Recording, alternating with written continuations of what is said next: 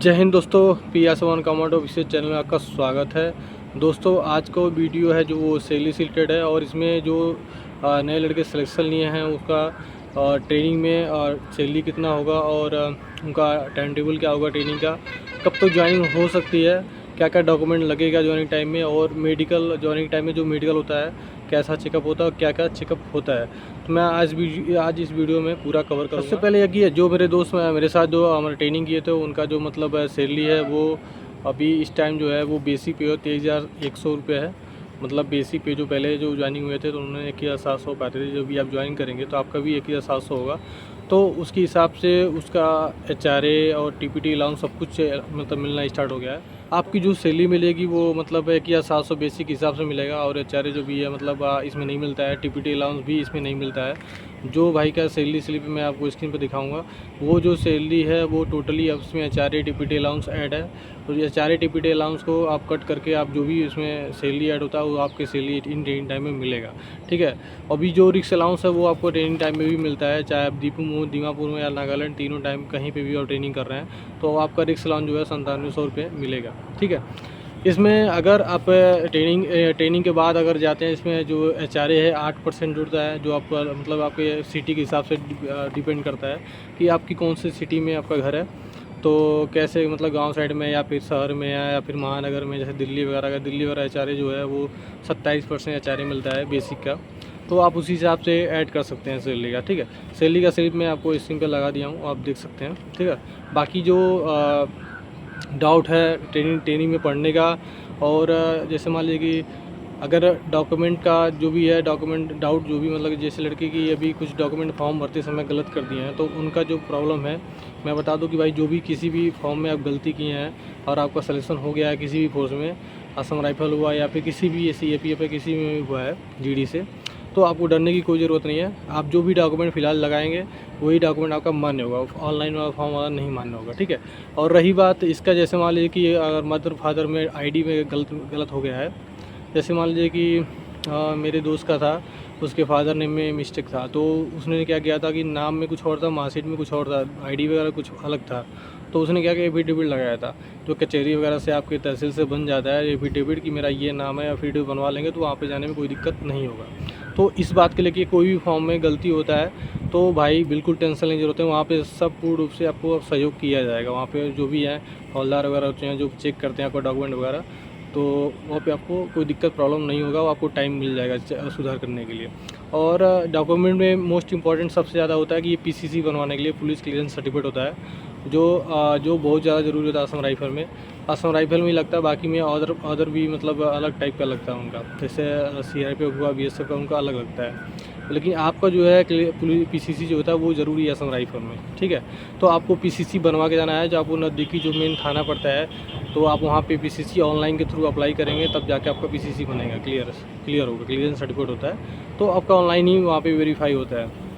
Document में बहुत ज़्यादा कुछ टेंशन लेने की ज़रूरत नहीं है। आपका हाई स्कूल का, इंटर का जो भी है, ग्रेजुएशन की है, सब डॉक्यूमेंट ओरिजिनल लेके जाएगा।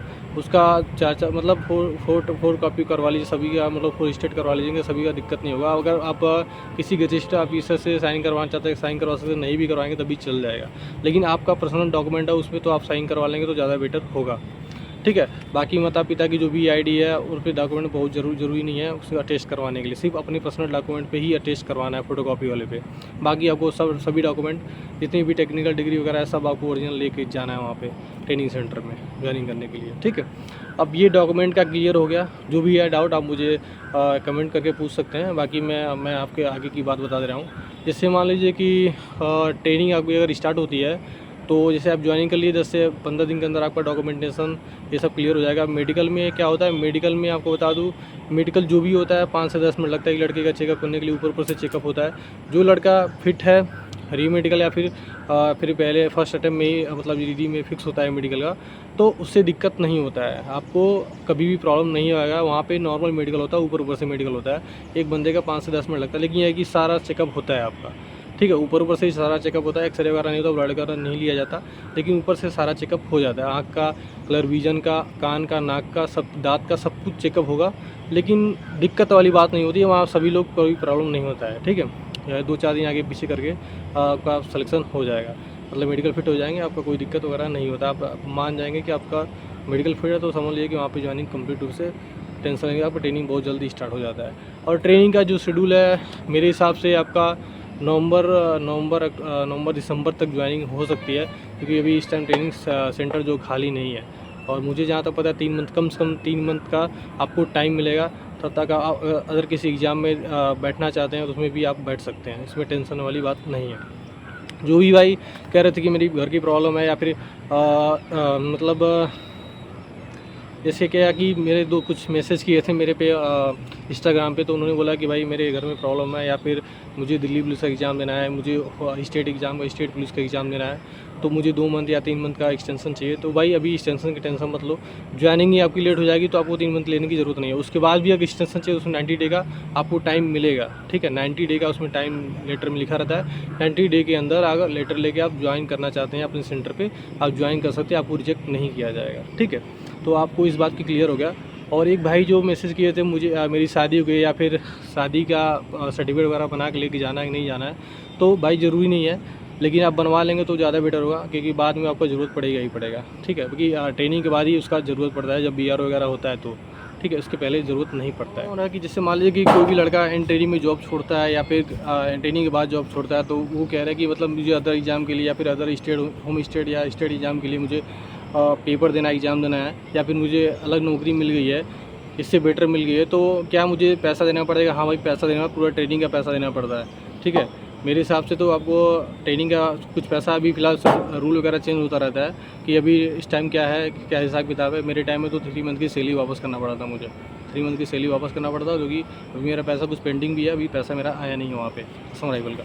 तो मुझे बहुत दिक्कत नहीं है, आया ना है, मुझे वो दिक्कत नहीं, मैं जहाँ पे वहाँ भी ठीक ठाक हूँ, पैसे यहाँ पे भी मिल रहे हैं और दिक्कत नहीं है मुझे, ठीक है। तो आपको इस प्रॉब्लम को दूर हो गया होगा। जो भी वीडियो है, जो भी मतलब जो चीज़ है, प्रॉब्लम है, मैं आपको बता दिया हूँ, बाकी आप देख सकते हैं। और ड्यूटी का तो बता दिया। और है कि जिससे जिस भाई का जो लेटर नहीं आता है या फिर मेल के थ्रू नहीं आता है, तो उसकी टेंशन लेने की ज़रूरत नहीं है।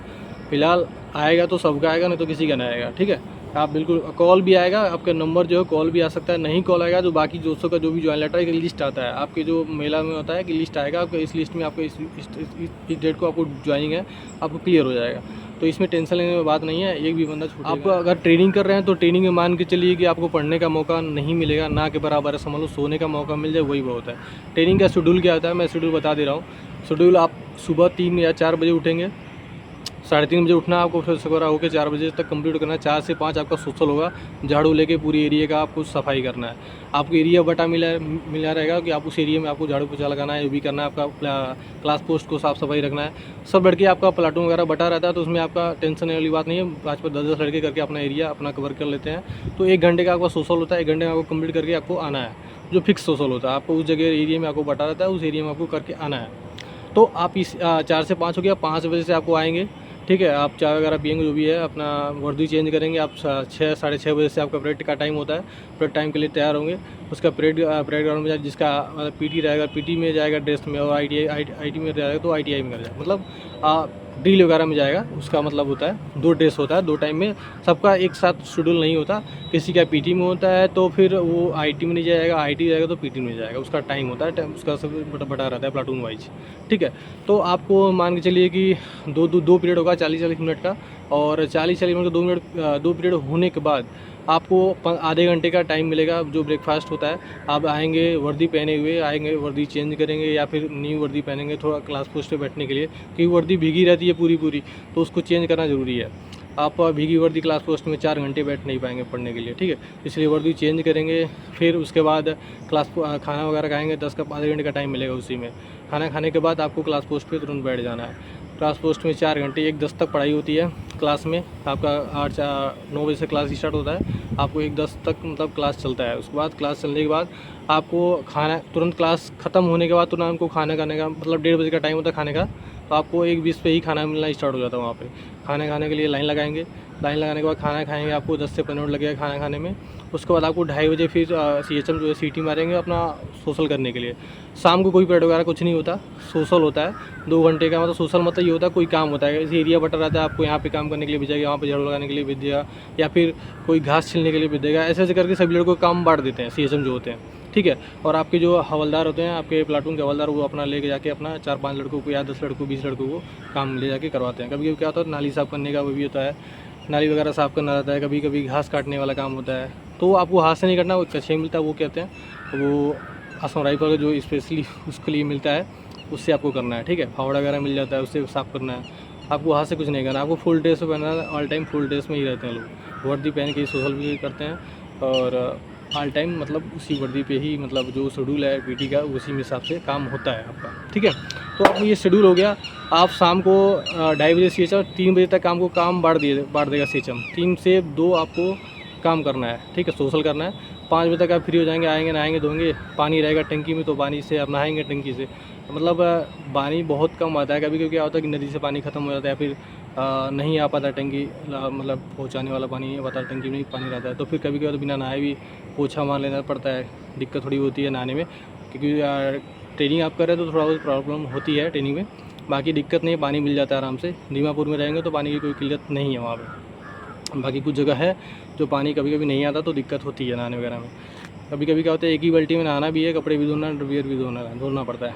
कभी कभी ऐसा कंडीशन मेरे साथ हुआ है तो मैं आपको बता रहा हूँ। बाकी कभी कभी होता है, ऐसा नहीं होता है। बाकी इस समय सिचुएशन सही हो गया होगा तो कोई दिक्कत नहीं है। बाकी है आपका 5:30 बजे तक आप फ्री हो जाएंगे। 5:30 से 6:30 7 बजे तक आपको मान के चलिए कोई टच नहीं करेगा। आप उस बीच पढ़ भी सकते हैं, आप थके रहेंगे सो भी सकते हैं, लेकिन उसका फिर गणना होगा आपका पीटी ड्रेस में। गणना होने में मान के चलो कि 2-2 3-3 घंटे का गणना होगा। 2 घंटे का तो मान के चलो गणना होता ही होता है। तो 2 घंटे की गणना होने के बाद आप तुरंत खाना खाने के लिए मतलब जाएंगे, लाइन लगाएंगे, 8:30 बजे तक खाना खा लेंगे। 9 बजे तक लाइट ऑफ हो जानी चाहिए बैरक की। लाइट ऑफ होने के बाद आपको सोना है कब, कितने बजे तक, 3-3:30 बजे तक। वही शेड्यूल फिर चलता है पूरा ट्रेनिंग भर। ठीक है, ये आपका शेड्यूल होता है ट्रेनिंग का। बाकी आप सोच सकते हैं कि आप क्या होता है कि लाइट ऑफ करना है। मैं क्या करता था कि लाइट ऑफ होने के बाद मैं आधे घंटे 1 घंटे पढ़ाई करता था अपनी टॉर्च जला के, या फिर अपना इमरजेंसी लाइट लिया था तो पढ़ाई करता था। कभी कभी क्या होता कि हमारे गुरुजी आते थे या प्लाटून कमांडर आते थे, बोलते बेटा सो जाओ क्योंकि ट्रेनिंग सुबह है, ट्रेनिंग सुबह उठना भी है, तो अभी सोओगे नहीं तो उठ नहीं पाओगे। ठीक है, ये शुरुआत का टाइम था कि मैं पढ़ने का टाइम निकाल लेता था। बाद में इतने थके रहते थे कि हम लोग पढ़ने का टाइम छोड़ो, सोने का टाइम नहीं मिलता था। ठीक है, तो ये होता कि सोने के लिए मुझे मिल जाए। यहाँ पे क्लास पोस्ट में इतनी अच्छी नींद आती थी कि बस क्लास पोस्ट में फ्रंट रूल बैक रूल मारते रहो। तो ये है थोड़ा सा ट्रेनिंग का। तो ट्रेनिंग टाइम भाई पढ़ने का नहीं मौका मिलेगा, तुम जो ट्रेनिंग में पढ़ाया जाता है वही पढ़ लो, वही बहुत है। ठीक है, और सिखलाई भी होता है उसमें, तो वो भी सिखलाई बहुत ज़रूरी है। अब भाई ये ट्रेनिंग का कंप्लीट हो गया अपना, और बाकी ट्रेनिंग के बाद आपको पढ़ने का टाइम मिलेगा। मान के चलिए 4 घंटा दिन में ड्यूटी करना है तो 4 घंटे नाइट में ड्यूटी करना है। कभी कभी नाइट में क्या होता है एक दिन गैप भी हो जाता है। बाकी सुबह आपको अगर आपसे आपकी ड्यूटी शाम को 6 से 10 लगती है 4 घंटे की नाइट में, तो मान के चलिए कि आप सुबह 7 बजे आपको फाली होना है, और मान के चलिए कि 1 घंटे सोशल होगा, फिर आपको खाना ब्रेकफास्ट वगैरह मिलेगा, वही शेड्यूल चलता रहेगा। फिर शाम को ड्यूटी रहेगा, ऐसे करके ड्यूटी लगता है। बाकी टाइम मिल जाता है, ट्रेनिंग के बाद टाइम मिलेगा, 2-4 घंटे पढ़ने के लिए टाइम मिलेगा। लेकिन कुछ लड़के क्या होते हैं पढ़ाई करते हैं, कुछ लड़के नहीं पढ़ाई करते हैं। मेरे साथ के लड़के अभी तक हैं, तो कुछ लड़के पढ़ाई कर रहे हैं, जो कि बहुत लड़के ऐसे नहीं पढ़ाई कर पा रहे हैं। तो ये प्रॉब्लम रहती है। बाकी अभी जो भी प्रॉब्लम है आप मुझे कमेंट करिएगा, और कुछ बातें हैं जो नेक्स्ट वीडियो में आपको क्लियर करूँगा।